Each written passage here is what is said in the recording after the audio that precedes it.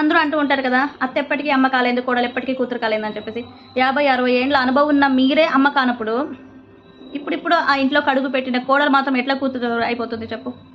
మీరే అడ్జస్ట్ చేసుకోవాలి, లేదా మీరే చెప్పాలి కూతురులాగా, అది కాదమ్మా ఇట్లా అట్లా అని చెప్పేసి, అట్లా చేయొద్దమ్మా, ఇది తప్పంటే ఎందుకు అర్థం చేసుకోగలరు? మీరు చెప్పే రీతిలో చెప్తే వాళ్ళు ఎందుకు కూతురులాగా బిహేవ్ చేయరు? మీరే పెద్ద రాక్షసులాగా వాళ్ళని అట్లా మాట్లాడి ఇట్లా మాట్లాడి, అది అట్లా ఉంది ఇది అట్లా ఉందని చెప్పేసి కోడళ్ళు మాత్రం అంత రాదంతం చేస్తారు. ఇంట్లో కూతురు ఏమన్నా ఒక తప్పు చేస్తే అదంతే చిన్నపిల్లది, గాడిదిలాగా పెరిగినా కూడా చిన్నపిల్ల అయిపోతుంది. చిన్నపిల్ల కోడలుగా ఇంటికి వస్తే అది గాడిదిలాగా ఉంది, అది అట్లా చేస్తుంది ఇట్లా చేస్తున్నా అని చెప్పేసి అంటారు. మీ కూతుర్లు అయితే ఒక లెక్క, కోడళ్ళు అయితే ఒక లెక్క.